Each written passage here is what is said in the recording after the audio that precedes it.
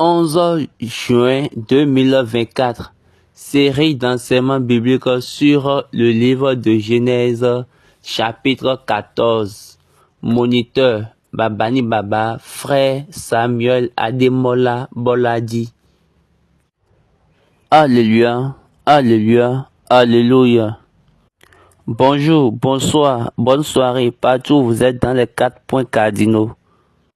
Nous voulons remercier Dieu pour cette opportunité qu'il nous a donnée une fois encore et nous venons en ligne pour faire ce que Dieu nous a dit. Ceci, c'est un travail déjà familier. Nous allons vite le faire parce que j'ai encore un autre programme que je dois également exécuter pour aujourd'hui. Donc nous allons ajuster les programmes et de là nous pourrons répondre également à d'autres préoccupations. Que Dieu soit avec nous. Amen. Jésù Kristi olùmọ̀ọ́kẹ́ à ń dúpẹ́ o olùfẹ́ in the land that God. Sur la terre que Dieu t'a appelé, il faut te vérifier et il faut chercher l'obéissance. Au moment où tu vois l'agitation, l'impartialité, il faut vérifier ton obéissance. Est-ce que tu es en train de faire selon tout ce qu'on t'a dit? Ou bien tu fais choix entre les choses qu'on t'a dit? Tu fais Jean Kwesi. Et tu fais les choses que tu penses que ton être et ta pensée, tes émotions acceptent pour pouvoir te joindre à Dieu dans ce voyage.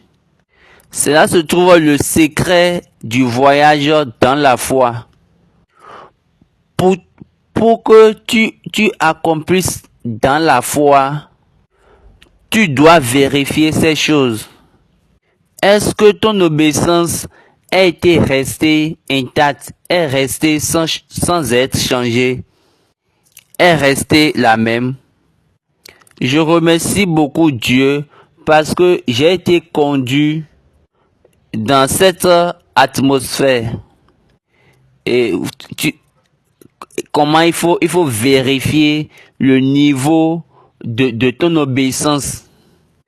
Et de là, tu peux résister à toutes choses qui vont se résister à toi. Tu vas résister à toutes choses et tu vas te lever. Moi, j'ai appris beaucoup du voyage d'Abraham. Moi, j'ai appris du caractère de la Bible. J'ai appris des caractéristiques de la Bible. Excusez, moi j'ai appris des personnalités de la Bible. Et principalement, vous devez résister pour résister. Il n'y a pas deux chemins, il n'y a pas deux chemins. Ou il n'y a pas deux manières. Pour résister, pour se lever. Dieu a rappelé Abraham avec la famine, mais Abraham n'a pas vu sur le signe. La famine, c'est quelque chose qui montre le vide. Et vous savez que au commencement, Dieu créa les cieux et la terre. Il avait dit que la terre était informe et vide. Et elle était remplie des ténèbres. Et de là, Dieu a amené la lumière et a donné une forme à la terre. Donc, ça veut dire qu'il a rempli le vide. Si toi, tu ne peux pas remplir le vide en toi, à la présence de Dieu, là où Dieu t'est apparu, c'est pourquoi la Bible a dit aux enfants d'Israël, là où il a choisi pour mettre son nom là. Lisons 2 Chroniques 6, 20. Que tes yeux soient jour et nuit ouverts sur cette maison, sur le lieu dont tu as dit que là serait ton nom. Écoute la prière que ton serviteur fait en ce lieu. Donc le lieu où il met son nom, où il a choisi, où le Seigneur Dieu, ton Dieu, a choisi pour mettre son nom. Vous avez aussi les voix dans les saints livres de Moïse. Maintenant, vous choisissez là où vous allez mettre le nom de Dieu. Quand vous commencez dans votre mentalité, vous voulez mettre le nom de Dieu quelque part où, en quittant la place de sa présence, le lieu de sa présence, le lieu de sa voix ou la place de sa voix, là, tu vas te voir. Tu vas te voir de plus en plus dans d'autres choses. Là, tu vas te retrouver en dehors de la foi. Paul a parlé de ça à quelques personnes qui ont perdu le chemin. L'apôtre Paul a dit à certaines personnes qui sont en train de perdre le chemin, ils sont en train de quitter le chemin et ils vont se perdre.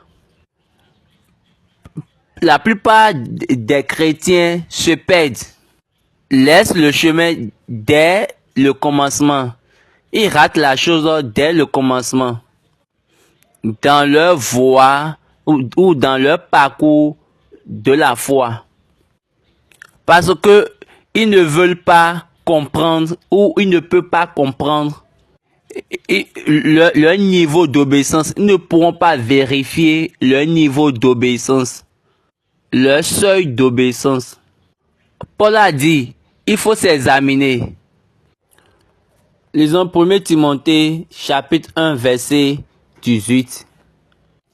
Ici, c'est Paul qui est en train de parler à Timothée. Le commandement que je t'adresse, Timothée, mon enfant, selon les prophéties faites précédemment à ton sujet, c'est que, d'après elles, tu combattes le bon combat, en gardant la foi et une bonne conscience. Cette conscience, quelques-uns l'ont perdue et ils ont fait naufrage par rapport à la foi. De ce nombre sont Hyménée et Alexandre que j'ai livrés à Satan afin qu'ils apprennent à ne pas blasphémer. Est-ce que vous voyez, votre obéissance à la foi ne vous permettra jamais de faire naufrage dans la foi. Paul l'a appelé la bonne conscience. Ouvrez vos yeux. Est-ce que vous demeurez dans la foi? Lisons 2 Corinthiens, chapitre 13, verset 5. Il a dit, il faut vous examiner. Examinez-vous vous-même pour savoir si vous êtes dans la foi. Éprouvez-vous vous-même. Ne recommencez-vous pas que Jésus-Christ, ne reconnaissez-vous pas que Jésus-Christ est en vous, à moins peut-être que vous ne soyez réprouvé. Regardez bien, examine toi-même. Il faut vous examiner. Toujours là, c'est toujours par rapport à la foi. Vous devez vous examiner à la foi. En ce qui concerne la foi, il faut t'examiner, il faut te prouver. Si tu as fait naufrage, tu peux te retourner. Tu n'es pas encore mort. Retourne à la foi. Et ce qu'on t'avait dit, regardez, Abraham a chuté. Abraham est tombé. Et son voyage par rapport à la croix était formé. La parole de Dieu est venue. Et Abraham a laissé le lieu où la parole de Dieu est venue. Le lieu, la place de la vision de Dieu. Et il a commencé son voyage de l'ouest à l'est, de Bethel à Haï. Là, ça fait la croix. Et il est parti maintenant en bas pour demeurer en Égypte. Et là où il a eu de souffrance, il est encore revenu encore à la place de l'ouest et de l'est une seconde fois. Au lieu, à ce même point. Donc il était entre Haï et Bethel, entre les deux. Donc il était là entre les deux. Mais et c'est là, il a prié. Et quand il a prié à Dieu, donc il était au milieu entre Haï et Bethel. Il a prié à Dieu. Quand il a prié à Dieu, il a demandé à Dieu de le séparer de l'autre. Parce que il a attrapé le signe. Il a vu le signe. Et de là, Dieu a parlé. Quand il s'est encore retourné à la place de la voix de Dieu, Dieu a encore parlé. Est-ce que vous l'avez déjà notifié?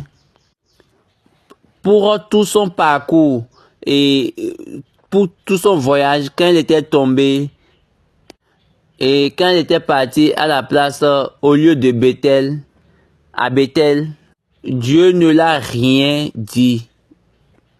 Dieu ne l'a jamais parlé.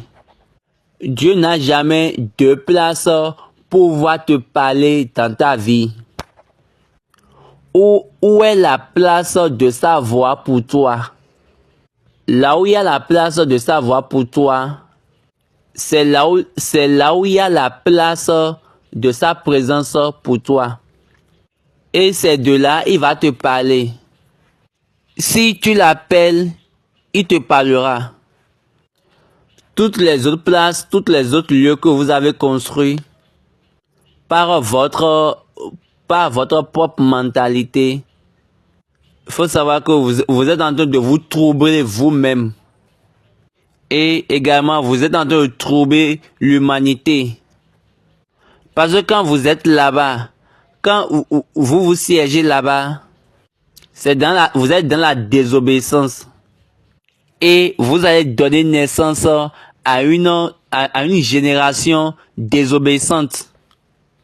Maintenant, quand Abraham a entendu la voix de Dieu, regardons comment on va voir comment il s'est comporté. Quelle est la force de l'apparition de lui qui a un Dieu? Lisons Genèse 13 à partir du verset 16. Car tout le pays que tu vois, je le donnerai à toi et à ta postérité pour toujours. Je donnerai à ta postérité comme la poussière de la terre. Je rendrai ta postérité comme la poussière de la terre, en sorte que si quelqu'un peut compter la poussière de la terre, ta postérité aussi sera comptée. Lève-toi, parcours le pays dans sa longueur et dans sa largeur, car je te le donnerai. Le verset 18. Abraham leva ses tentes et vint habiter parmi les chaînes de Mamré. Avant, quand il avait écouté la voix de Dieu, vous avez constaté qu'on a dit quoi? Il s'est transporté. Il s'est transporté. Maintenant, ici, on n'a pas dit qu'il s'est transporté, mais on a dit qu'il a levé ses tentes. Avant, à la place de la voix de Dieu, Abraham s'est transporté. Maintenant, il a levé les tentes de la place. Et il est venu à Mamré. Et Il bâtit là un autel à l'Éternel.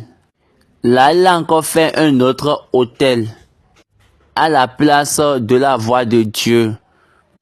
Et Hébron est devenu le choix de Dieu pour la royauté. Le choix de Dieu.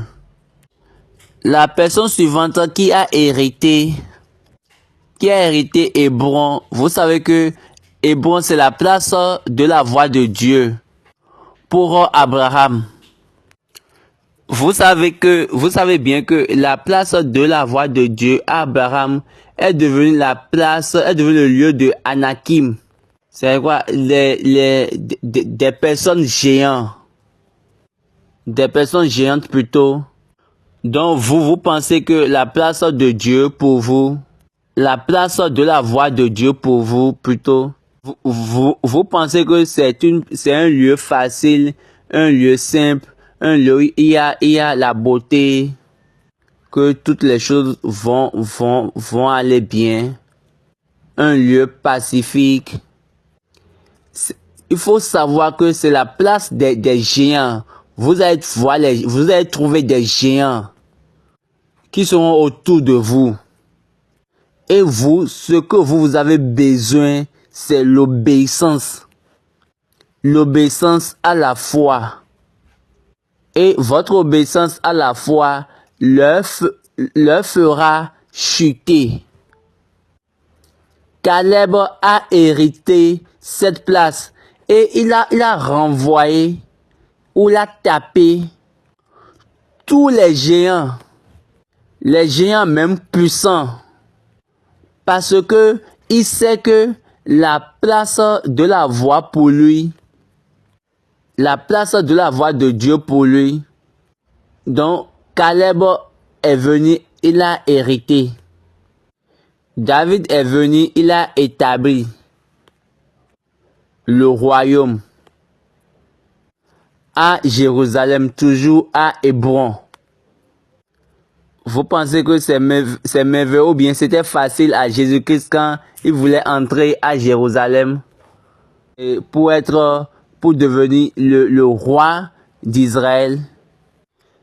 Quelle est cette vie? Quelle est cette ligne?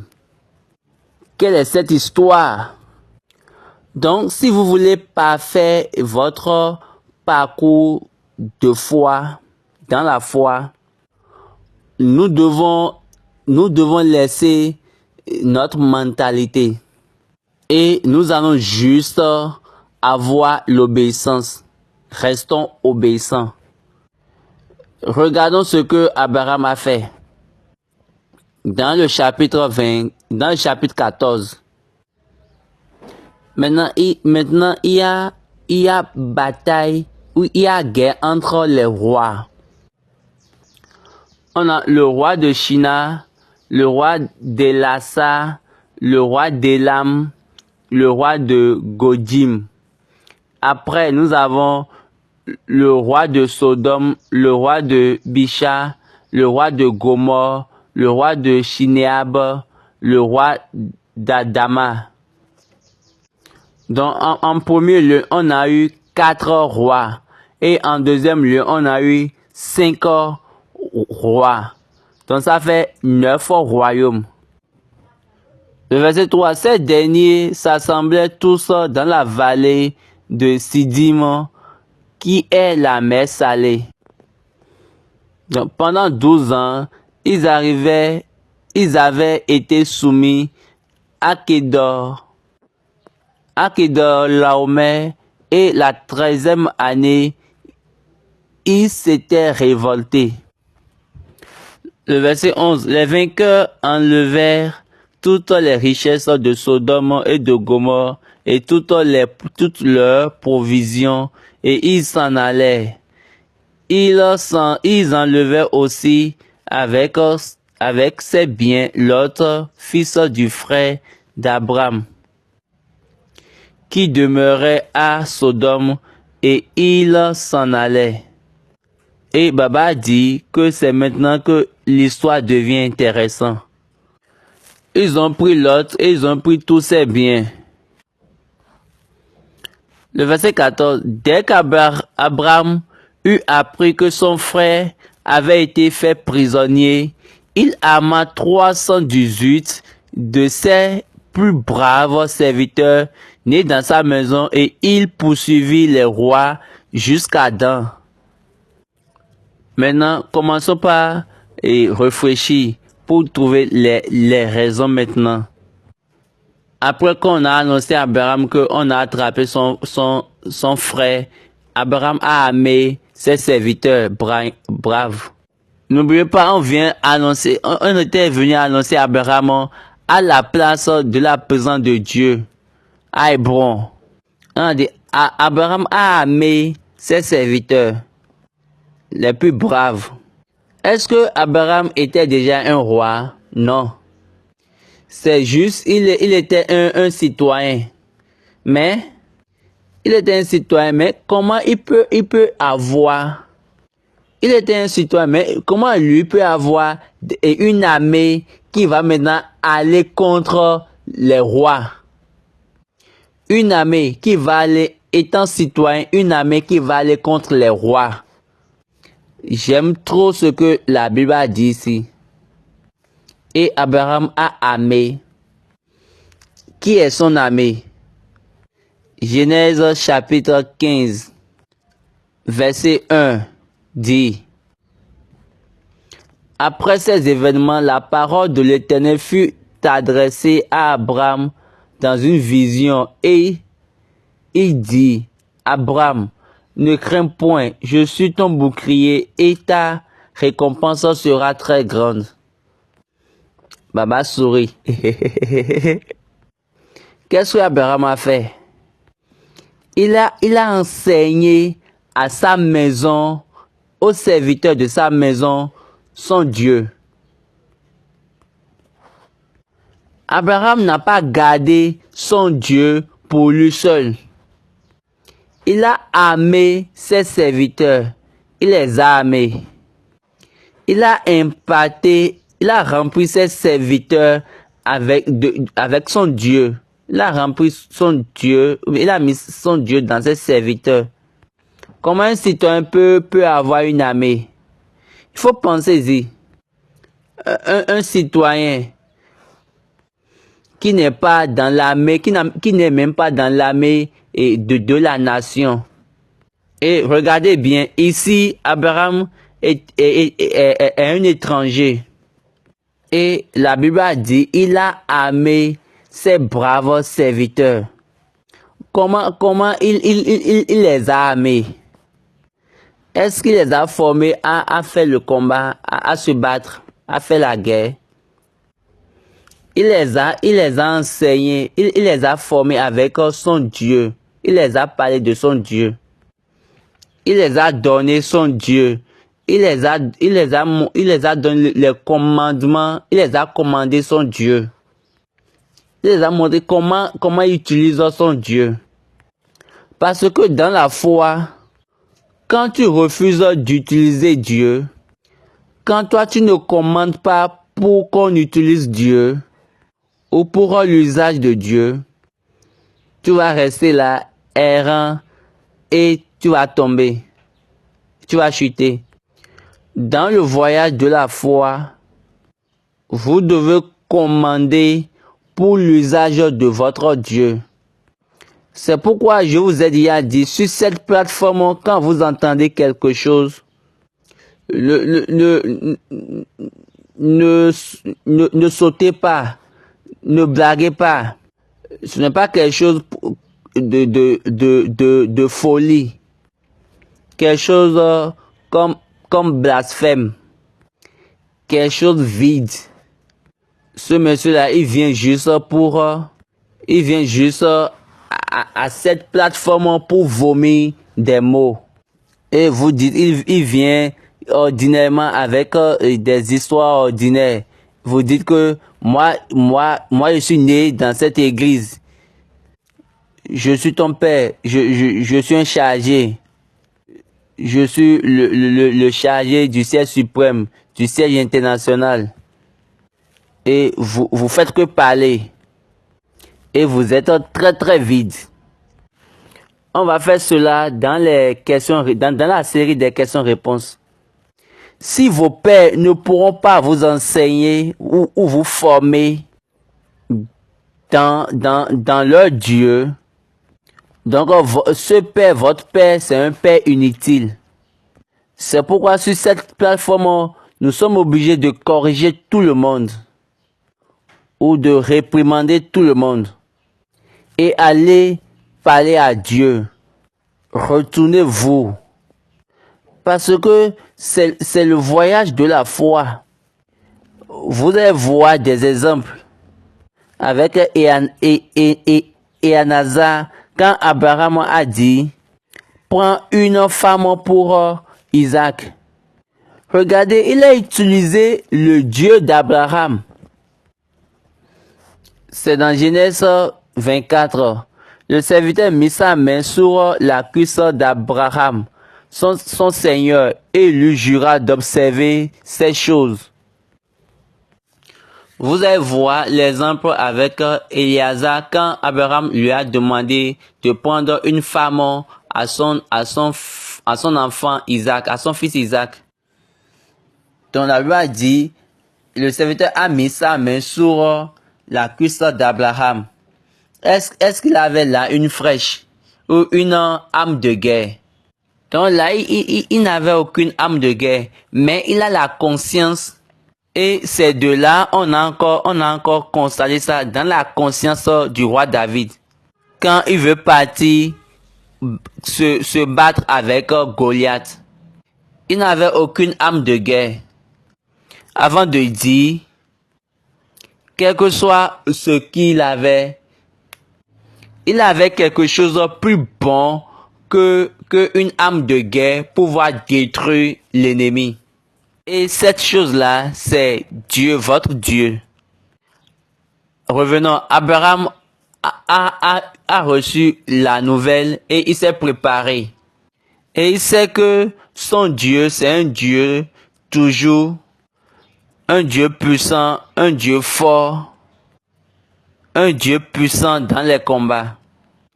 Comment vous serez avec ce Dieu ou comment vous êtes avec ce Dieu et vous courez devant les combats ou vous avez la défaite lors des combats?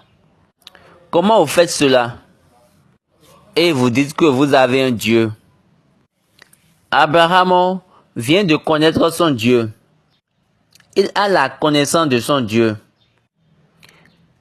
Abraham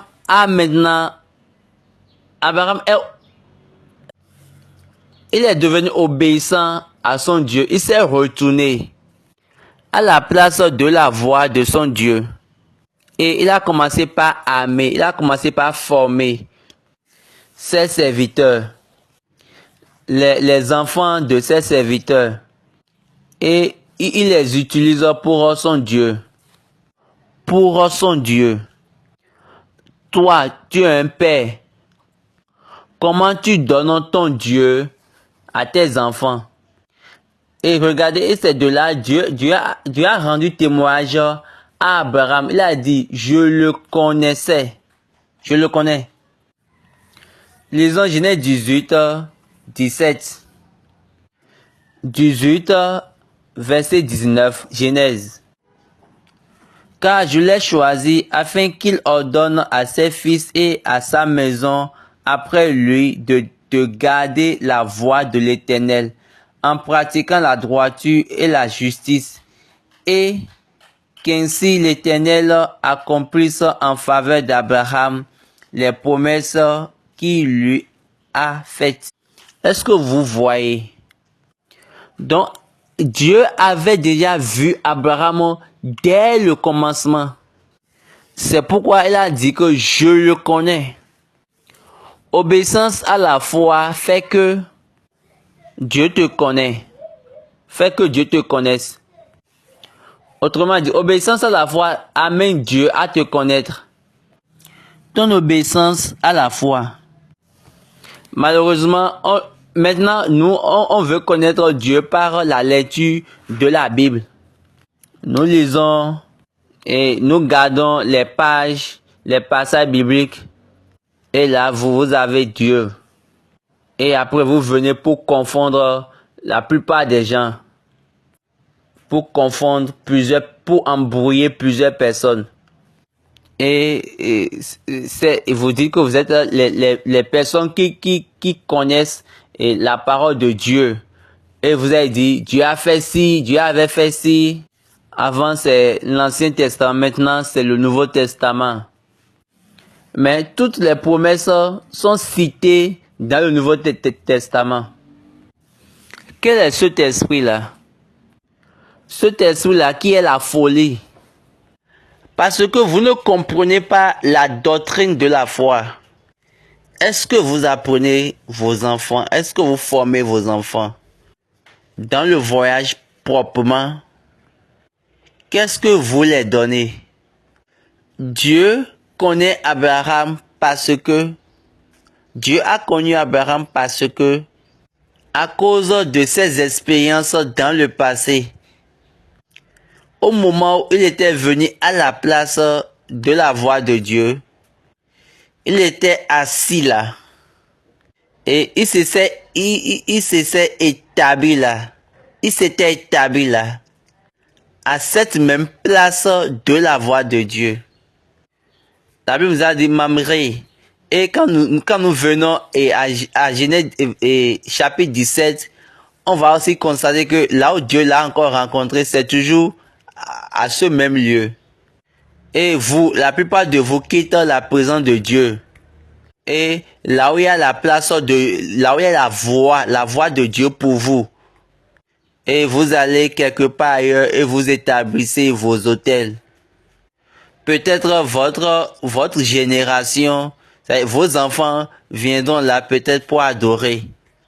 Sinon, vous allez rester là, vous allez vous tromper et vous allez dire que Dieu m'a parlé. Et là, l'hôtel sera maintenant étranger. Et c'est ça les chrétiens font aujourd'hui. Et ils disent, l'Esprit Saint, l'Esprit de Dieu m'a parlé maintenant. Je ne peux plus rester avec ce Père maintenant, avec mon Père maintenant. Tant que là où tu es n'est pas la présence de la voix de Dieu, la place de la voix de Dieu, pour lui, Dieu est en train de te regarder, ils sont en train de tourner la tête, bouger la tête, secouer la tête. Regardez le nombre de personnes que vous avez déjà trompées, juste par votre désobéissance. Revenons encore dans la Bible. Abraham, il ama 318 de ses plus braves serviteurs nés dans sa maison. Et il poursuivit les rois jusqu'à Dan. Ils ont couru pour le combat. David l'a couru pour le combat. Caleb aussi a couru pour le combat. Si vous étudiez la Bible, il faut marquer cette partie-là. Genèse 14, le chapitre 15. Il divisa sa troupe pour les attaquer de nuit. La place et ce lieu qu'on appelle Dan, c'est la place où les idoles restent, où ils ont installé les idoles. Donc, il est venu jusqu'à la place au lieu des idoles. Il les poursuivait. Le verset, il ramena toutes les richesses. Il ramena aussi Lot. Et Baba a dit, un homme ordinaire, regardez un homme ordinaire. Avec 318 serviteurs, qui ne sont pas des guerriers, qui ne sont pas des hommes puissants. On a encore constaté ça là chez le roi David. Dans 1 Samuel 22, David a parti de là et se sauva dans la caverne d'Adulam.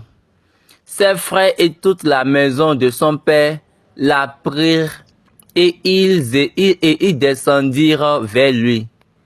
Tous ceux qui se trouvèrent dans la détresse qui avait des créanciers ou qui étaient mécontents se rassemblaient auprès de lui et il devint leur chef. Ainsi se joignit à lui environ 400 hommes. C'est-à-dire quoi? Des hommes faibles. Et David les a maintenant formés. Ils sont devenus des hommes forts. Il y a ceux qui ont la détresse. Ceux qui avaient ceux qui avaient des créanciers. Et ceux qui étaient mécontents. 3 types d'hommes. Donc, ils étaient des hommes faibles. Comment ceux-là pourront avoir maintenant les armes de guerre, les armes de combat? Donc, David les a enseignés. David les a formés. Et regardez ce que David avait dit dans 1 Samuel chapitre 17. David dit encore, l'Éternel qui m'avait délivré de la griffe du lion et de la patte de loup me délivrera aussi de la main de ce Philistin. Et Saül dit à David, va et que l'Éternel soit avec toi. Donc David lui seul, il a enseigné, il a formé 40 personnes. Donc David les a formés avec une seule épée. Et ils se sont formés entre eux avec une seule épée. Et il les a formés comme son père Abraham avait fait. Et ils sont devenus très grands. Donc Abraham a poursuivi les rois. Et il a pris tout. La Bible a dit, il a ramené tous les biens. Et il a encore ramené son frère Lot. Et ses biens. Les femmes aussi. Et les personnes. On a dit quoi? Il a ramené tout. Tout. Comment tu vas au combat avec Dieu? Contre n'importe qui. Et tu perds. Peut-être ça va être à cause de ta désobéissance ou de ton obéissance non complète. D'une part. Et d'autre part. Deuxièmement, peut-être tu ne te laisses pas dans la formation, mais être formé. Et c'est pour cette raison, sur cette plateforme, nous apprenons et nous encourageons la maximisation de l'utilisation de votre Dieu. Les personnes utilisent les talents. Ils utilisent les protections. Ils utilisent plutôt les potentiels. Ils utilisent toutes les autres choses. Mais nous vous encourageons la maximisation de l'usage de Dieu, de votre Dieu. Votre Dieu est très bon. Excepté si ce n'est pas un vrai Dieu. Si ce n'est pas le vrai Dieu. Votre Dieu est très bon. Est assez bon. Il est plus puissant que les officiants que vous voyez que vous pensez qu'ils pourront faire toutes choses que vous pensez. Dieu, il est suffisamment bon plus que ce que vous pensez. Abraham est parti ramener ce que 5 rois, après combat ont perdu. Lui qui est un homme ordinaire, avec des serviteurs, il est parti là ramener ça. Un étranger, avec ses serviteurs, ils ont utilisé leur Dieu pour ramener tout. Le verset 17. Après qu'Abraham fut revenu vainqueur de Kedorlaomer et des rois qui étaient avec lui, le roi de Sodome sortit à sa rencontre dans la vallée de Chavé, qui est la vallée du roi. Donc quand le roi de Sodome avait vu que cet homme-là, il est bon, rapidement, il a couru pour le rencontrer. Regardez bien, il a rencontré au lieu du roi même. Oh mon Dieu. Melchisedec, le roi de Salem, fit apporter du pain et du vin. Il était sacrificateur du Dieu très haut. Il a apporté le pain et le vin. J'aime ça. Et il est le sacrificateur du Dieu très haut. Laissez-moi prendre un peu de temps pour vous expliquer cette grande identité. Melchisedec, le roi de Salem. L'apôtre Paul a parlé de ça. A parlé de cette identité dans Hébreux 7, verset 1. En effet, ce Melchisedec, roi de Salem, sacrificateur du Dieu très haut, qui alla au devant d'Abraham lorsqu'il venait de la défaite des rois, qui le bénit, et à qui Abraham donna la dîme de tout, qui est d'abord le roi de justice, d'après la signification de son nom, ensuite le roi de Salem, c'est-à-dire le roi de paix. Melchisedec, ce nom signifie roi de la justice. Melchisedec, donc il a deux grandes figures en lui. Il y a la justice et la paix. Donc, il est au niveau top, le niveau le plus élevé de la justice et de la paix. Qui vraiment est Melchisedec? Les gens vont mentir. La Bible a dit que c'est le sacrificateur du Dieu très haut. Je vous dis non. Maintenant, venons dans le mystère. Cette écriture ou ces écritures peuvent être fausses ou seront fausses. Le sacrificateur du Dieu très haut. Ça devait être Dieu dans ses fonctions de sacrificateur. Dieu, le très haut, comme le sacrificateur. Dieu est un Père. Dieu est un sacrificateur. Dieu est un Dieu. Dieu est le roi. Il n'y a rien de merveilleux. Il faut juste notifier, quand vous lisez la Bible, vous allez constater qu'on a donné à Jésus-Christ une appellation, le prince de la paix. Et on a donné un nom, le nom à quelqu'un, le roi de la paix.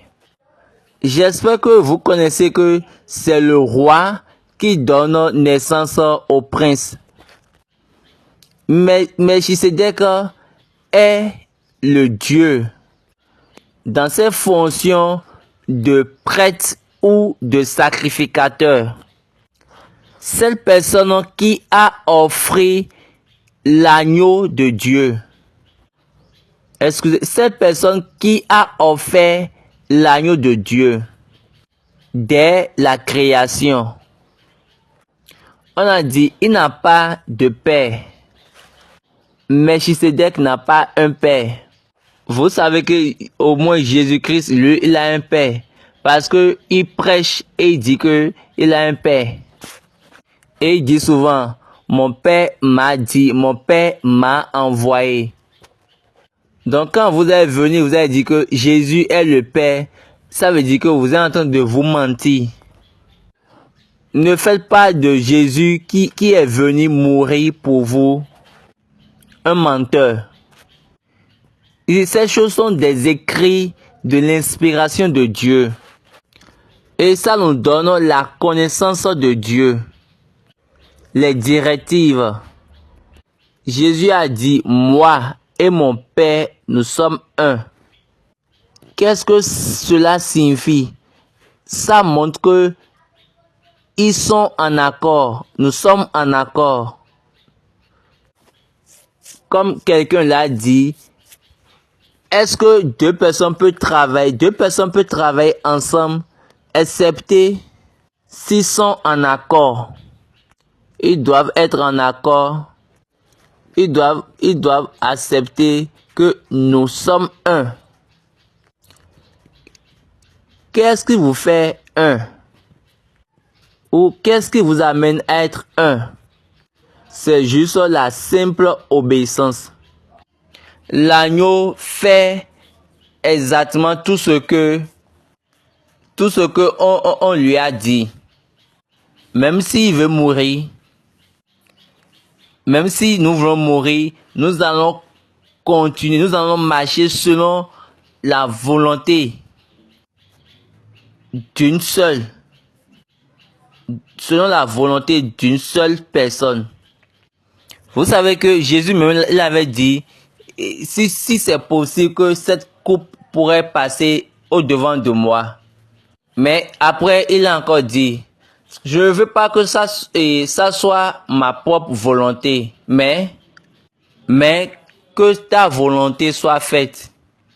C'est ça qu'on appelle accord, un accord. Et c'est de là l'unité vient. Jésus s'est lui-même soumis à la volonté de Dieu, à la volonté du Père. Et lui et le Père, ils sont devenus un. C'était Dieu qui était comme Melchisedec, comme le roi de la justice. N'oubliez pas que la justice appartient au jugement. J'espère que vous le savez. La justice appartient au jugement.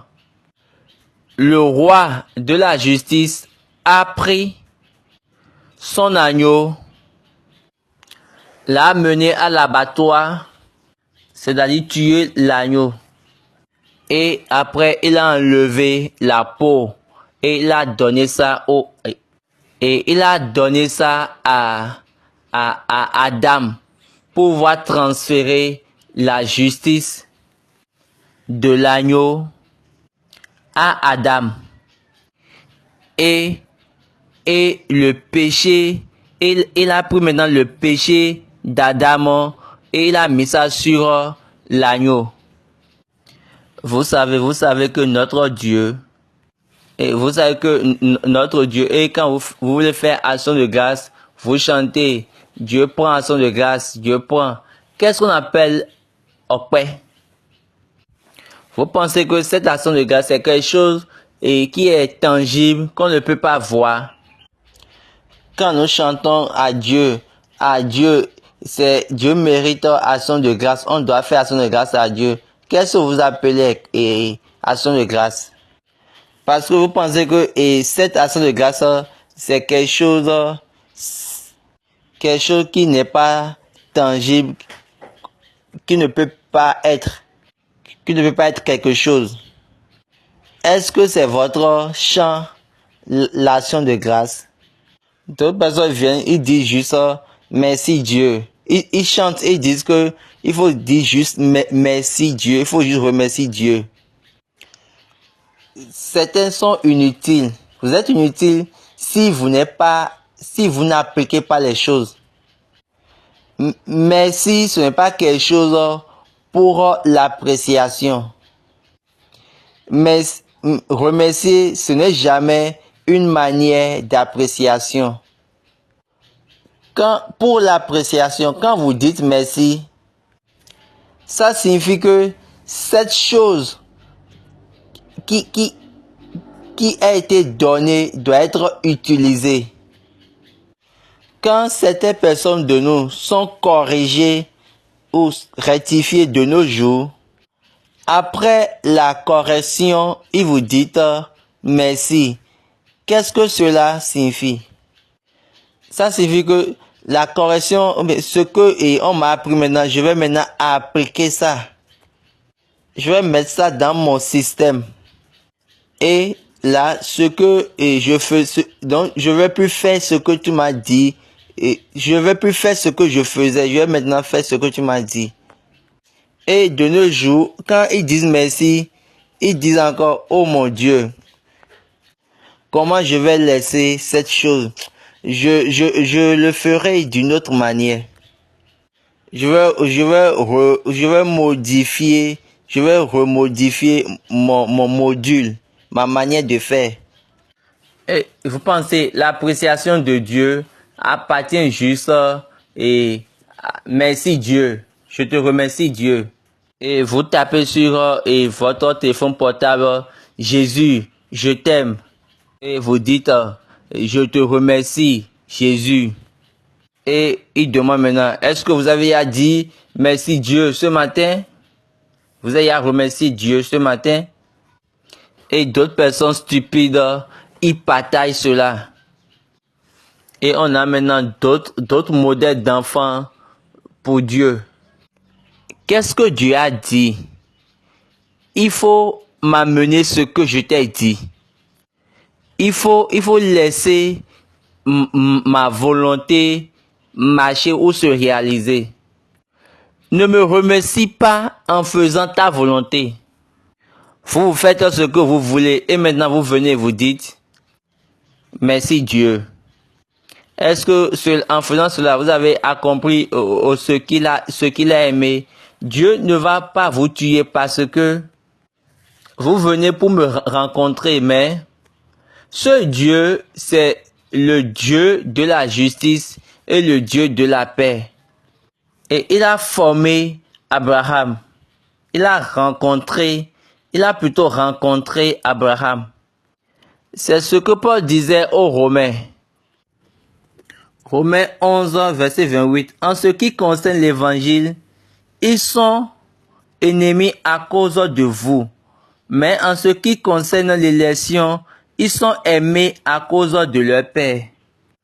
Quand nous montons un peu au verset 26, on dit, tout Israël sera sauvé. En ce qui concerne l'évangile que j'ai prêché après la résurrection, ils ne vont pas vous aimer et ils ne vous aimeront pas. Mais en ce qui concerne l'élection, ils sont aimés à cause de leur Père. C'est à cause d'Abraham. Ils sont aimés à cause d'Abraham, Isaac et Jacob.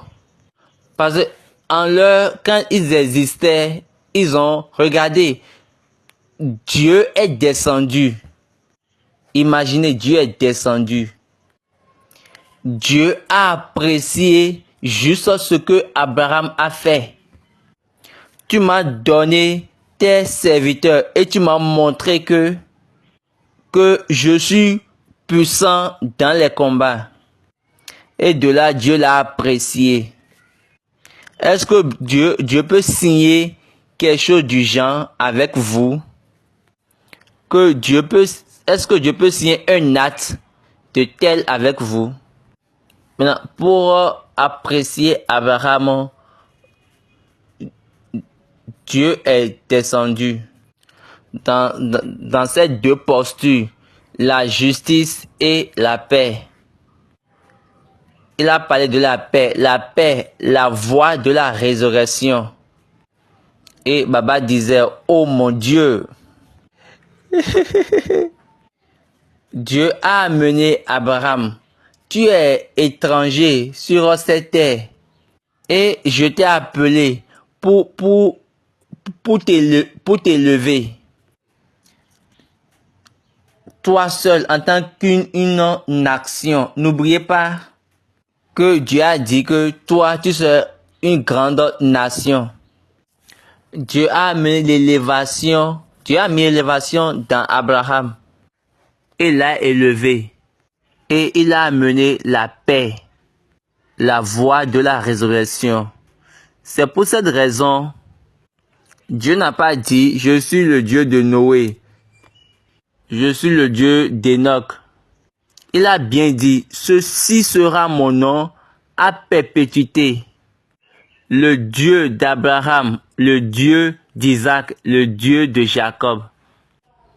Donc, il est venu chez lui avec deux identités qu'on n'a jamais vues avec aucun homme. La paix, c'est la voie de la mort, la voie de la résurrection. La voie venant de la mort, la voie de la résurrection. C'est pourquoi au moment où Jésus lui-même est ressuscité, lui-même il a dit, et la seule chose qu'il a dit juste après la résurrection, c'est la paix. La paix, la paix, la paix. Et c'est ça la voie de la résurrection. Et la justice pour l'élévation, pour élever. Tu dis, je te donnerai.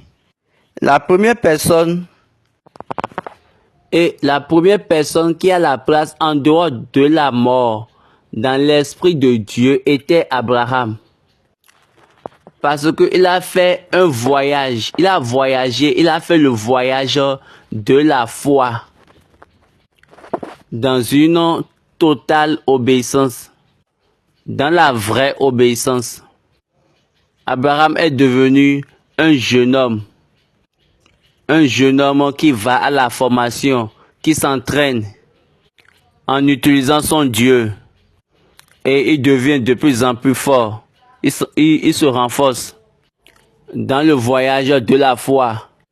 Vous utilisez la connaissance, la connexion, le gouvernement, les hommes. Est-ce que vous utilisez Dieu? Vous avez Dieu pour l'utiliser. Regardez, les enfants de ce monde, Jésus a dit qu'ils sont plus sages que vous. Parce que eux, ils utilisent leur Dieu. Et ils sont devenus comme une fédération, une confédération par leur Dieu. Vous êtes des chrétiens et vous tombez. Vous êtes chrétiens, vous frappez à travers votre Dieu. Vous tuez à travers votre Dieu. Vous chamaillez, vous discutez à travers votre Dieu. Donc, savez que vous n'avez pas de Dieu. Quelle honte! Et vous êtes là et vous condamnez les musulmans en disant que leur Allah là, c'est un idole. En disant que leur Allah c'est une idole. Et pourtant, eux ils utilisent leurs idoles pour pouvoir vous tuer. Arrêtez cette folie. Et c'est le moment de penser, de réfléchir. Votre Dieu ne peut pas faire ce que leurs dieux font. Votre Dieu ne peut pas faire ce pourquoi eux ils utilisent leur Dieu à faire. Ou bien votre Dieu est suspendu à un niveau donné. Abraham, Melchisedec, le Dieu de la justice, le Dieu de la paix, est venu vers lui. Est venu en tant que Dieu en fonction de sacrificateur, du prêtre. Donc revenons. Donc il a amené du pain et du vin. Qu'est-ce que cela signifie? C'est la première fois qu'on a mentionné la communion. La première fois, c'est la première fois qu'on a mentionné un acte d'accord. Et il a appelé Abraham. Abraham, viens prendre part avec moi. Il a amené du pain pour la justice et pour la paix. Il a encore amené du vin, non pour l'injustice. Il l'a amené pour la justice et pour la paix. Et il a appelé Abraham. Abraham, viens prendre part avec moi, viens partager avec moi.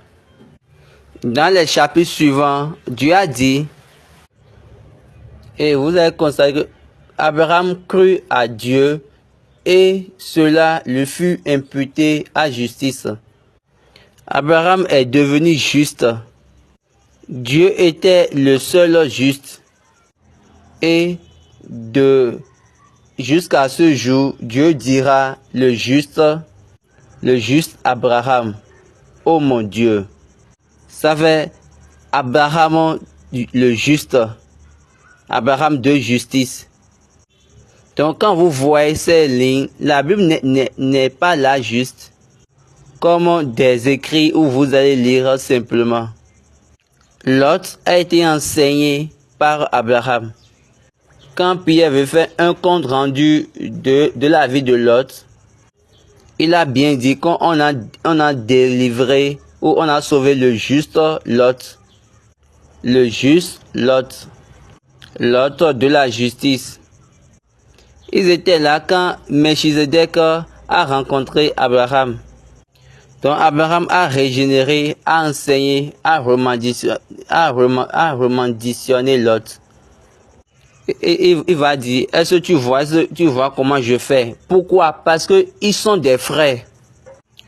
Deuxième épître de Pierre, chapitre 2, verset 7. Et il a délivré le juste Lot, profondément attristé de la conduite de ces hommes sans frein dans leur dissolution. S'il a commandé à la destruction et réduit en cendres les villes de Sodome et de Gomorrhe, les donnant comme exemple aux impies à venir, et s'il a délivré le juste Lot, profondément attristé de la conduite de ces hommes sans frein dans leur dissolution, Dieu a mis en cendres Sodome et Gomorrhe pour servir d'exemple pour les générations à venir. Donc après que nous allons mourir, quand nous allons partir chez Dieu, donc c'est un exemple qu'il a donné. Mais il a délivré le juste Lot. La Bible a bien dit le juste Lot. Donc la version anglaise, ils ont parlé de l'homme de la justice. Car ce juste qui habitait au milieu d'eux tourmentait journellement son âme juste à cause de ce qu'il voyait et entendait de leur œuvre criminelle. Dieu a dit que Lot est juste. Le roi de la justice a amené le pain et le vin à Abraham. Je veux mettre mon identité en toi. Je veux me donner à toi, moi Dieu. Dieu s'est donné lui-même à Abraham. N'oubliez pas, quand Jésus avait pris le pain, il l'a brisé, il l'a cassé. Et il a dit, prenez, ceci est mon corps. Je suis en train de me donner à vous. Une deuxième fois, il a pris la coupe. Après, il a dit, ceci est mon sang de la nouvelle alliance, du nouveau commandement. Buvez-vous tous. Prenez, ceci est le sang de la nouvelle alliance. Buvez-vous tous. Et je ne pourrai encore le boire si ce n'est pas dans la maison de mon Père en haut là-bas. Dieu a donné lui-même à Abraham. Quelle est cette vie? Au moment où ton obéissance est parfaite et tu t'es entraîné à utiliser dans l'usage de ton Dieu, il faut espérer cette chose. Dieu a donné lui-même, s'est donné à Abraham. Donc Dieu se donnera à toi. Le voyage de la foi, c'est un voyage facile, mais mystérieux. Donc continuons. Il s'est donné à Abraham et il a encore béni Abraham. Il bénit Abraham et dit, béni soit Abraham par le Dieu très haut, maître du ciel et de la terre. Sois béni le Dieu très haut, qui a livré tes ennemis entre tes mains. Et Abraham lui donna la dîme de tout. Hello, Cette ligne en anglais doit être 2. Cette ligne en anglais, c'est une ligne double. Béni soit Abraham par le Dieu très haut, le détenteur des cieux et de la terre. Qu'est-ce que cela signifie? En anglais, dans la langue anglaise, on peut l'expliquer de 2 manières différentes. On peut dire Abraham de Dieu, Abraham du Dieu très haut. Et la bénédiction de Dieu, la bénédiction d'Abraham vient de Dieu. La bénédiction d'Abraham de la part de Dieu. Dieu a béni Abraham, lequel est le Dieu d'Abraham. Relisez bien la partie. Il bénit Abraham et dit, béni soit Abraham par le Dieu très haut. Donc là, vous devez savoir qu'il y a plusieurs Abraham sur la terre. Abraham n'est pas un nom particulier, mais c'est un nom populaire, un nom général. Tout le monde peut être appelé Abraham. Donc c'est un nom qu'on peut donner à tout le monde. Mais Dieu a sélectionné cet Abraham. Et il a dit, celui-ci est mon Abraham. Ça fait 1. Et après, et de là, Dieu l'a encore béni. Il a reçu de Dieu. Qu'est-ce qu'il a reçu? Il a reçu l'identité de Dieu. Béni soit Abraham par le Dieu très haut. Dieu s'est donné lui-même pour le bénir. Et aujourd'hui, quand nous voulons bénir, on dit juste, on soulève les mains, on dit, Dieu, je te bénis, je te bénis. Je bénis ton nom pour toujours, je bénirai ton nom. Tu es vraiment merveilleux. Et vous dites, je bénis ton nom, je bénis ton nom. Je vous dis, vous n'êtes pas totalement correct. Et vous blaguez. Avant de bénir Dieu, vous devez avoir un acte avec Dieu. Et Baba sourit. Vous devez avoir un acte avec Dieu. Moi et ma maison. Abraham, Dieu s'est ajouté lui-même à Abraham. Et il a dit, béni soit l'Abraham de Dieu, le possesseur.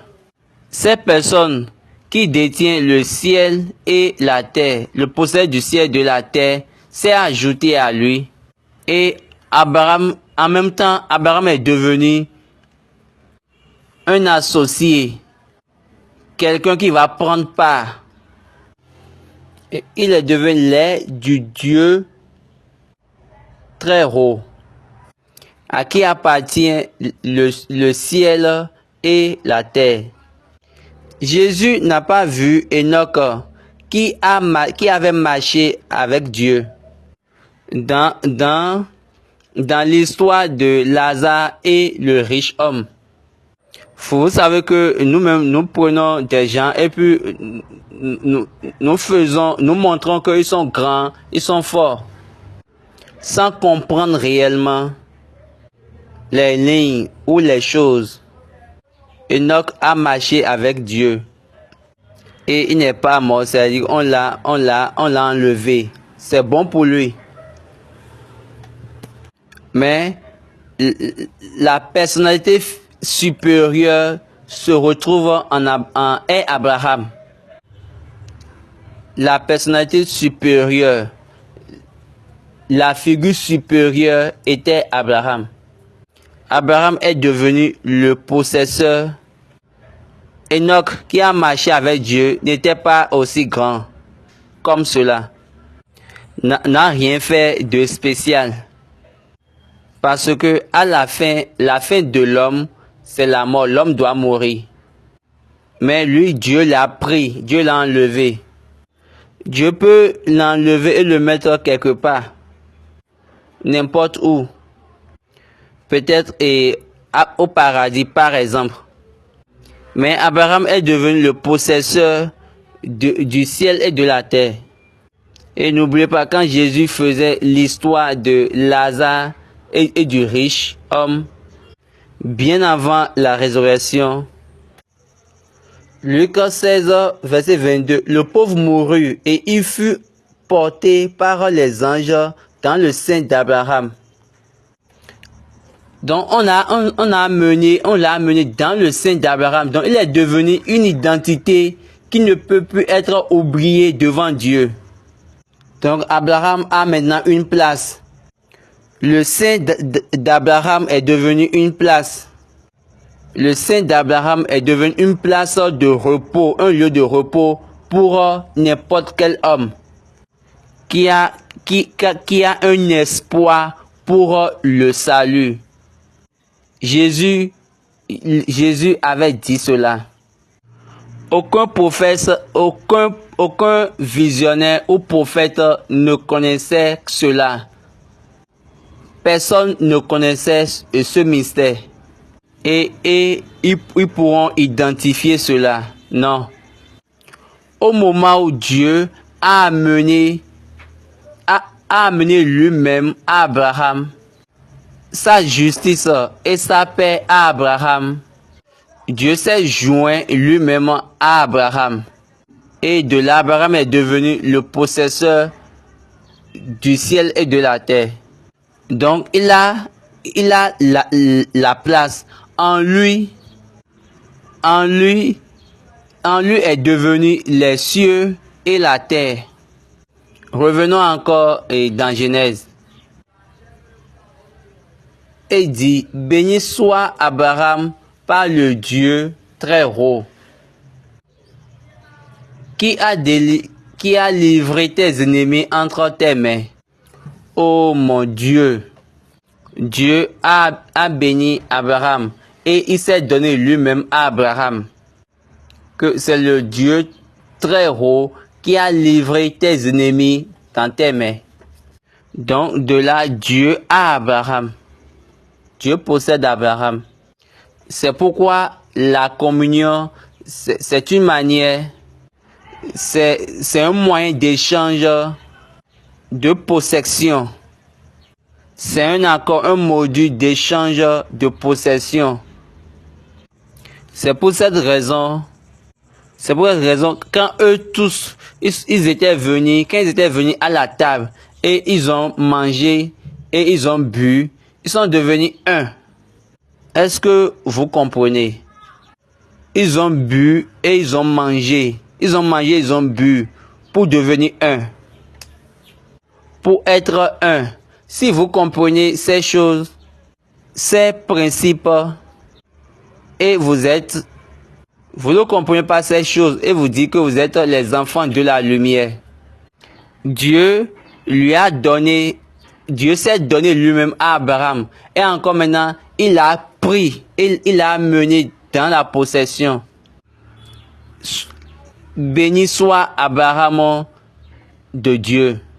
Béni soit Abraham, le Dieu très haut, le possesseur du ciel et de la terre, le maître du ciel et de la terre.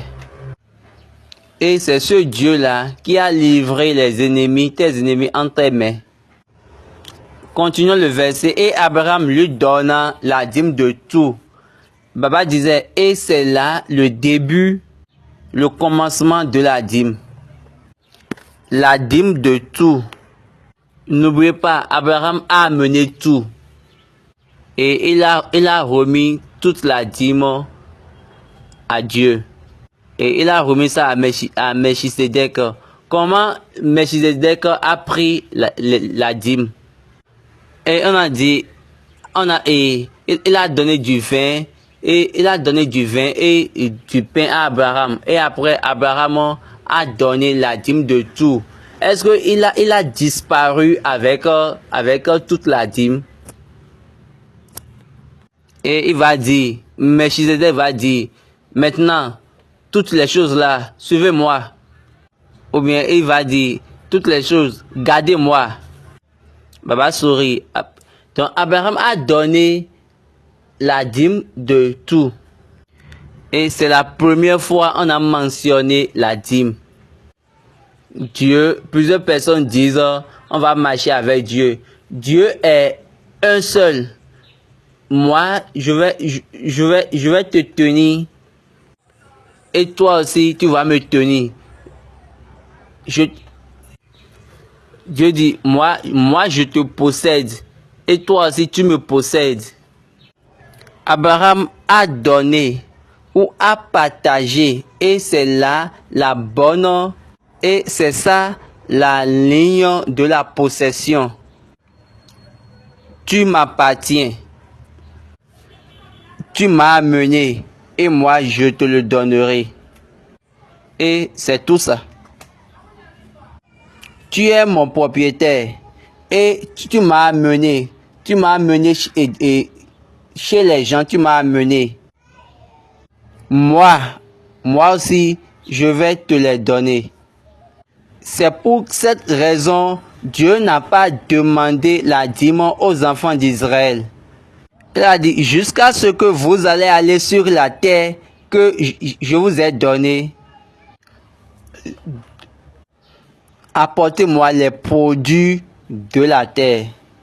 Comme vos pères m'ont donné le produit de leur combat. C'est-à-dire les recettes de leur combat. Pour Abraham, eux n'avaient pas donné pour la terre, mais c'était pour le combat, les combats. C'est pour cette raison, Abraham, tout son environ rempli de royaumes, de rois, tout ce qu'il avait fait, c'était lié au roi. Est-ce que vous comprenez? Il parlait d'Abraham. Laissez-moi vous surprendre encore. Continuons dans la lecture. Et le roi de Sodome dit à Abraham, donne-moi les personnes et prends pour toi les richesses. Qu'est-ce que cela signifie? Melchisedec a rencontré Abraham en présence de Lot, en présence du roi de Sodome et en présence de certains d'autres rois. Donc, ce n'était pas une rencontre secrète. Et ils l'ont vu. Et il a donné à Abraham et il a béni Abraham. Et ils ont dit, hey, c'est quel homme ça? Et le roi de Sodome a dit, maintenant il faut prendre tout ce que tu veux prendre. Prends. Je te prie, il faut juste me donner les personnes et moi je vais partir avec les personnes. Prends toutes les richesses. Et il pleurait. Prends tout. Et Abraham a dit, Abraham répondit au roi de Sodome, je lève la main vers l'Éternel, le Dieu très haut, maître du ciel et de la terre. Et vous savez, quand les personnes constatent que, quand les personnes connaissent votre Dieu, et quand ils savent que vous êtes appelé par le nom de Dieu, là, ils ont peur. Donc, ils ne voulaient plus avoir de problème avec Abraham. Regardez, et sa manière, il a dit, et moi je vais prendre les personnes et toi tu vas prendre les richesses. Je ne peux pas partir les mains vides parce que je suis un roi. Le roi dit, prends les biens, les richesses et moi je vais prendre les personnes. Je veux les personnes puissantes. Je veux les hommes puissants. Je veux la ressource humaine. Regardez ce que Abraham a dit. Abraham a dit que moi je ne veux pas les biens, les richesses des hommes. J'ai pas besoin. J'ai pas besoin de ce que l'homme peut donner. Pour que après les hommes diront que c'était moi qui l'a béni. Abraham a dit que moi je ne veux pas. Je veux même pas entendre cela. La personne qui détient toutes choses avant vous tous, cette personne-là est déjà bon pour moi. Il parlait de Dieu. Abraham répondit au roi de Sodome, je lève la main vers l'Éternel, le Dieu très haut, maître du ciel et de la terre. Je ne prendrai rien de tout ce qui est à toi, pas même un fil, ni un cordon de soulier, afin que tu ne dises pas, j'ai enrichi Abraham, rien pour moi. Est-ce que vous voyez bien ce monsieur? Là, il était en train de parler au nom du Dieu qui est apparu à lui. Je lève ma main vers le Dieu très haut. Donc, moi, je ne veux pas prendre part de ce que vous avez. Ce que j'ai besoin, c'est ce que j'ai reçu après mes combats. Et il a pris toutes ces choses-là, il a donné ça à Dieu. Et Abraham a dit au roi de Sodome, j'ai pas besoin de telles choses. Je les ai déjà pris chez Pharaon. Quand j'avais pris ça chez Pharaon, j'ai su la peine, la douleur que ça m'avait engendré. Donc, j'ai pas besoin de pour toi. Donc, j'ai plus besoin des biens de n'importe quel roi. Parce que le roi de la justice et le roi de la paix, c'est déjà lui-même, il s'est donné à moi. Donc de là, je ne peux pas accepter et prendre une petite chose de toi et pour corrompre ce qu'il m'a donné. Pour corrompre la justice et la paix qui est en moi, qui est avec moi. Est-ce que vous comprenez la ligne? Et Abraham a donné la dîme à Melchisedec. Tu es venu, tu m'as pris et tu m'as donné. Tu m'as donné et tu me possèdes. Moi-même, je me partage à cela. Si Dieu est ton propriétaire et il te donne, ou si tu appartiens à Dieu et il te donne, toute chose qu'il t'a donné, Abraham a donné la dîme de tout. Melchisedec a donné à Abraham cette ligne. Il a dit, béni soit le Dieu très haut qui a livré tes ennemis entre tes mains. Donc, les choses des rois qu'il avait perdues, les choses qu'il avait perdues, Abraham a tout pris. Et il a tout donné. Relisez encore la partie.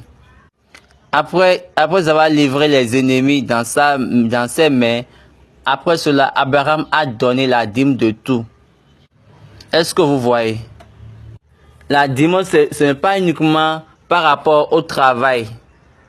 C'est aussi par rapport à ce que Dieu t'a donné. Prendre part à une relation de partenariat avec Dieu, c'est par rapport à ce qu'il t'a donné. C'est pourquoi Dieu a dit aux enfants d'Israël que je suis le Dieu qui vous a fait sortir du pays d'Égypte et je vous ai donné cette terre. Quand vous irez sur cette terre, la mentalité que votre père Abraham m'a montré, ça c'était l'esprit d'Abraham, c'était le cerveau, la mentalité d'Abraham. Votre père Abraham m'a montré, a soldé une mentalité à moi. C'est Abraham qui a amené la mentalité de lavage des pieds à Dieu. Melchisedec, lui, il a amené la communion. Abraham a amené la dîme. Abraham a amené le lavage des pieds et dîner avec Dieu et à une table, à la table. Abraham, c'est cette personne que Dieu a témoigné que cet homme est comme moi dans la vérité. Est-ce que je peux encore voir? Est-ce que je peux encore voir la justice en lui? Et j'aime parce que j'aimerais faire quelque chose qui va me montrer sa justice. Paul a dit qu'il a été déclaré juste et juste. Qu'est-ce que Abraham a fait? Qu'est-ce que Dieu lui a dit? quand il voulait vérifier sa justice, il a dit, prends ton fils, ton unique, et va me le donner en sacrifice. Et je veux voir à quel niveau, ton niveau de justice. Pour moi, et Abraham s'est levé. Et Dieu a dit, arrête. Maintenant, je sais que tu me crains. Cet homme est la totalité de la foi. Il a amené la totalité de la foi. La totalité de l'obéissance à la foi ou dans la foi. C'est celui-là qui est Abraham. Comme un jeune homme en foi. Il s'est entraîné et il a commencé par utiliser son Dieu puissamment. Il y a les jeunes, vous vous entraînez votre mentalité à plusieurs choses. Et vous dites d'accord, mais sur la voie, vous blaguez. Ou vous dites sur la voie, nous allons vous rejoindre. Pour utiliser votre Dieu, ce n'est pas prier. Vous êtes sûr que vous savez que lui n'a pas fait trop la prière, mais il était dans les combats. N'oubliez pas que Dieu a donné à Abraham une large capacité. Il lui a dit, ouvre tes yeux et regarde. Tout ce que tu peux voir, je te le donne. Donc Abraham s'est donné à lui-même une large capacité. Il a élargi sa mentalité. Et il est devenu quelque chose de grâce pour Dieu. Est-ce que vous voyez? Donc c'est très merveilleux quand vous commencez par apprendre. Donc c'est très merveilleux quand vous commencez par connaître la vérité de Dieu. Comment les choses ont débuté. Pour savoir comment utiliser ce qu'il nous a donné. L'usage de ce qu'il nous a donné. Quel que soit alpha, la vérité de Dieu demeure. Et le roi de Sodome est venu, il a dit, prends les choses et laisse-moi les personnes. Abraham a dit non. Je suis déjà devenu le possesseur du Dieu très haut. Et j'ai déjà juré d'être avec lui. Et je ne prendrai jamais toutes ces choses. Comment je peux encore prendre ce que j'ai donné à Dieu? Est-ce que vous voyez? Il a donné à Dieu la dîme de tout. Donc je ne peux pas prendre dedans. Je ne peux pas prendre dedans ce que j'ai donné. Ce que j'ai donné à Dieu. Vous pouvez prendre ces choses. Et vous pouvez partir avec. Prenez vos choses. Lisons le dernier verset. Seulement ce qu'ont mangé les jeunes gens et la part des hommes qui ont marché avec moi, Éner, Eshcol et Mamré, eux, ils prendront leur part. Est-ce que vous voyez? Il a donné à tout le monde leur portion. Et c'est lui seul qui a encore pris son Dieu. Il a pris son Dieu en lui, dans sa mentalité. Est-ce que vous voyez? Il n'a pas dit parce que moi, je ne veux pas prendre même, donc vous-même, vous ne devez pas prendre. Il a dit, donnez-leur part. Eux, ils ont utilisé leur Dieu. Ils étaient aussi dans les combats. Et ils sont devenus champions. Il faut donner ce que les champions méritent, ce qui appartient aux champions. Après leur combat, il faut les donner tout. Mais en ce qui me concerne, mon Dieu est venu et il s'est donné lui-même à moi. Ça seul est déjà bon pour moi. Donc, en ce moment, il n'avait plus besoin d'aucune chose.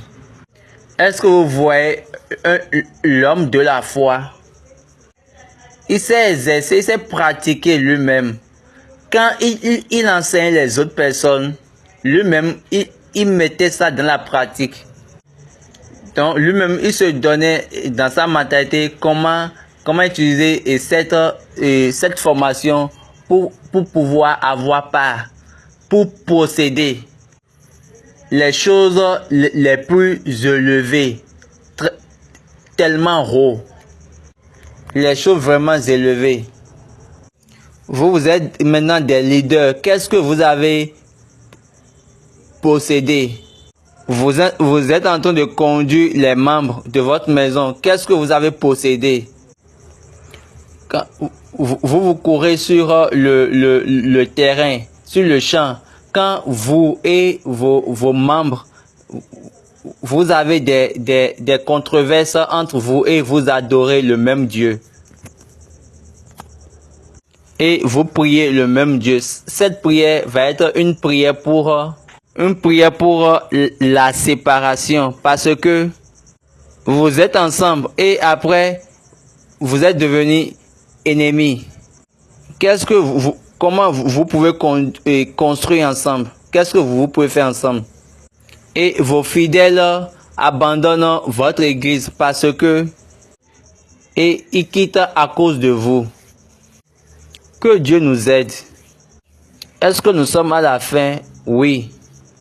Laissez-moi vous donner quelques conseils sur ce qu'on a dit aujourd'hui. Ce que nous avons enseigné aujourd'hui, c'est d'utiliser votre Dieu.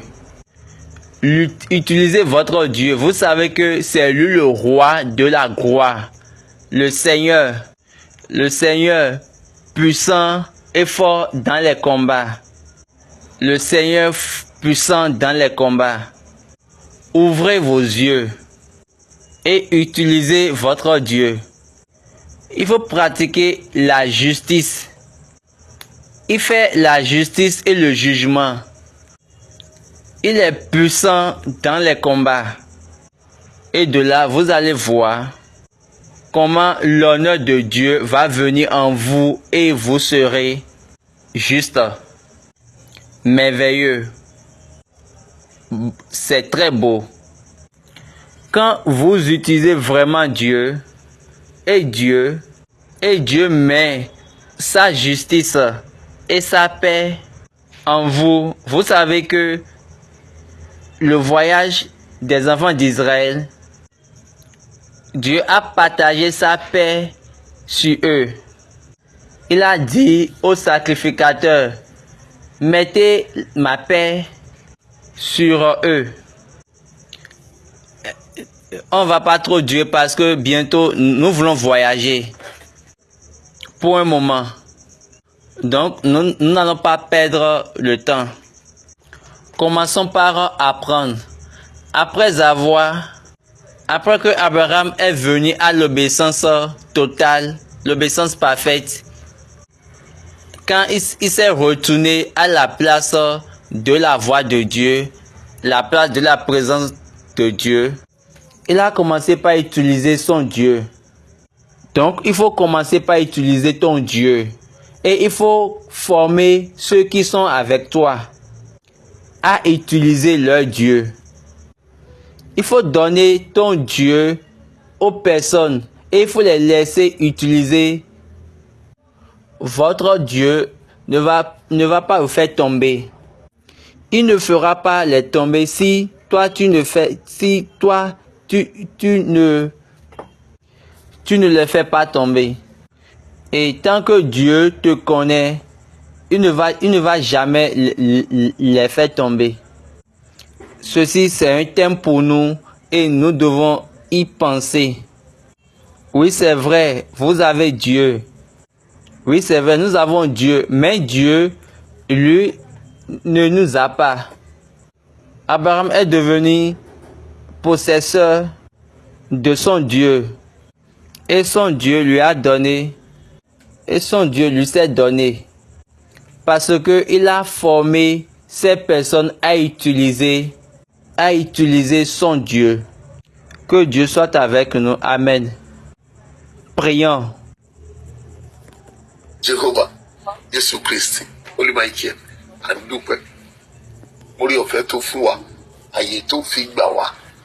Òtítọ́ ẹ̀rí ẹ tó fi hàn láyé wa gbọ́ pé kó gba ìyìn wa. Àwọn ọ̀rọ̀ wọ̀nyí ló fi pamọ́ láti ayérayé wa. Tó wá ń fi hàn fún àwa ẹni ìgbẹ̀yìn ayé. Bàbá mímọ́ kọ́ wa ní òtítọ́ rẹ̀. Kọ́ òtítọ́ ẹ sí wa lọ́kàn. Kọ́ wa ká lè lo èrè Ọlọ́run wa. Ká lè jèrè nínú òdodo rẹ̀. Kí àlàáfíà jíǹde rẹ̀ kó lè bàbá wa gbé. Èyí tó sọ kó lè ní ìtumọ̀ láyé wa. Fàṣẹ sí lórúkọ Jésù lọ. Àmín. Méjì. Chantons cette fois Alléluia, Alléluia, Alléluia, Alléluia, Alléluia, Alléluia, Alléluia, Alléluia. Je remercie Dieu et je remercie tout chacun de vous présents en ligne et a pris part à cette session merveilleuse. La prière que j'adresse à tout le monde, ma prière pour tout le monde, il faut que nous adoptons, mais avant l'adoption, comme je le dis souvent, allez et priez et demandez à Dieu de vous montrer la vérité sur ce que nous enseignons ici. Et si c'est la vérité de Dieu, là, vous allez vous adapter. Vous allez adapter ça dans votre système, dans votre curriculum. Et de là, vous allez devenir, vous serez maintenant apprécié de Dieu. Mais aussi longtemps que vous n'allez pas l'adopter ou s'adapter à ça, vous ne pouvez pas être apprécié. Et si vous faites cela, je vais prier Dieu, il sera avec vous. Et il vous bénira. Merci. Merci et au revoir.